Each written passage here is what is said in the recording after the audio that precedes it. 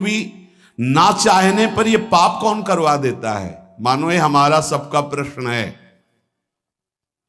अथ केन प्रयुक्तोयम पापम चरति पुरुषः अनिच्छन्नपि वार्ष्णेयो बलादिव नियोजितः। तो अर्जुन ने कहा, महाराज इच्छा नहीं है कि हम पाप करें, पर हमसे पाप हो जाता है। ये अर्जुन जी का प्रश्न नहीं, ये तो भगवान कृपा करके अर्जुन जी के हृदय से प्रश्न करवा रहे हमारे लिए। जैसे कई लोग प्रश्न करना तो नहीं चाहता पर पाप हो जाता है, पाप करते हैं। चाहते नहीं पर पुनः पता नहीं, ऐसा लगता है कि कोई हमारे ऊपर सवार हो गया और हमसे करवा लिया।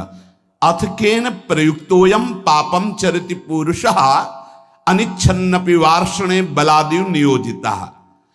हे वार्ष्णे, ना चाहता हुआ ये मनुष्य जबरदस्ती जैसे कोई पाप करा लेता है। ये कौन है जो पाप आचरण करा लेता है? बहुत समझने का विषय है। जो थोड़ा विचारवान पुरुष है, पाप से डरना चाहिए, ये बहुत कष्टप्रद होता है। वो पाप नहीं करना चाहते, अनिच्छिन्न, उनकी इच्छा नहीं कि हमसे कोई ऐसा पाप बने, पर पाप कर्म कर बैठते। ये है कौन जो पाप करा देता है? इच्छा तो नहीं है ना। लोग कहते हैं मेरी इच्छा नहीं थी, फिर पाप कैसे हो गया? तो हम मानते हैं कि आप विचारशील हैं, पाप नहीं करना चाहते, पर भीतर जो पाप कराने की इच्छा है उसको तुमने देखा? क्या है पाप? भोग भोग करके सुखी होने की इच्छा। भोग भोग करके सुखी होने की इच्छा, इसको तुमने नहीं देखा? यही पाप कराती है। भोगों में सुख है, ये जो तुम्हारे अंदर बैठा हुआ यही पाप करा रहा है। नहीं, दुख वाला भला आचरण करके दिखाओ कि इसका परिणाम जो है वर्तमान में भी दुखद और भविष्य में भी दुखद, आप बिल्कुल कदम नहीं रखेंगे। आपकी सुख बुद्धि होती है। अभी हम छीना झपटी करके चोरी कर ली चैन की, मोबाइल की, 10-20 हजार मिल जाएंगे, उससे अच्छा भोग होगा। चोरी, हिंसा, व्यभिचार, जुआ, जो भी निषिद्ध कार्य होते हैं, अंदर से सुख की लालसा होती है। अनिच्छिन्न केवल उसका ये कहने का है कि वैसे मेरी पाप करने की तो इच्छा नहीं थी, लेकिन भोग सुख की इच्छा ही पाप का मूल है। बलाद्यु नियोजितः। अर्जुन जी कह रहे हैं फिर ये बलात् मुझसे कौन पाप करवा लेता है? मेरी इच्छा तो पाप करने की नहीं। ये संसार में सुख है, भोगों में सुख है, अंदर जिसके ये बैठा है वो पाप किए बिना रह नहीं सकता। जैसे दुर्योधन भगवान को कह रहा है कि जानामि धर्मम न च मे प्रवृत्तिर, जानाम्य धर्मम न च मे निवृत्ति, केनापि देवेन हृदय स्थितेन यथा नियुक्तोस्मि तथा करोमि। केशव, मैं धर्म को जानता हूं पर उसमें मेरी प्रवृत्ति नहीं है।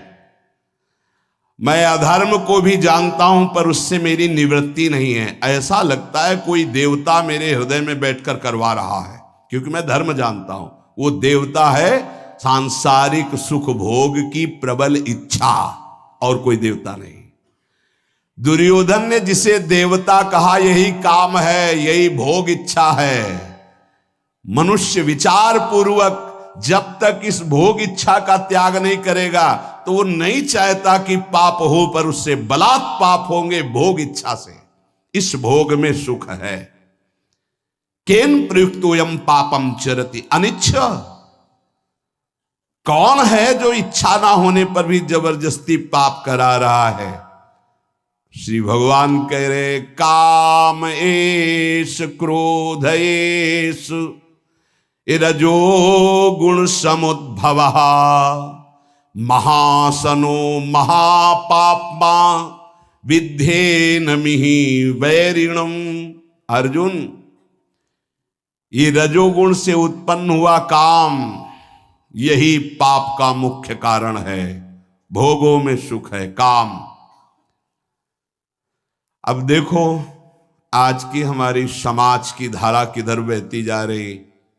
ये जो बच्चे परस्पर मित्रता, boyfriend girlfriend, live in relation, ये जो आज के नई पीढ़ी में ये रोग लग गया है और इसे स्वीकृति भी है, नाश की तरफ हमारी समाज की वृत्ति जा रही है।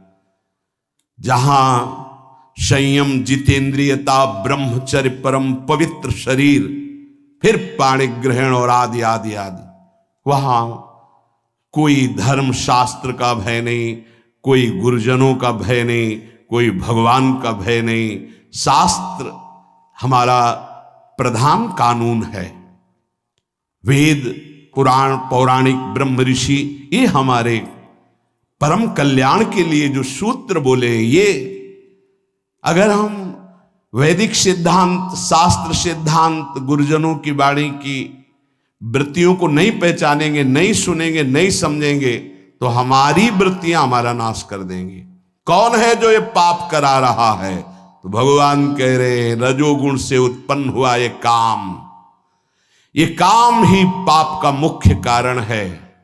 और यही क्रोध रूप में परिणित हो जाता है। बहुत खाने वाला महापापी, ये बैरी बहुत ही नाश करता है। इस विषय में सबसे बड़ा दुश्मन ये काम है। ये रजोगुण से उत्पन्न हुआ है। ये राग से काम उत्पन्न होता है। बहुत बहुत इसको सीमा में किया गया है।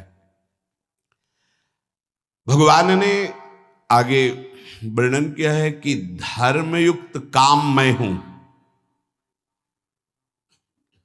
भगवान धर्मयुक्त काम मैं हूं।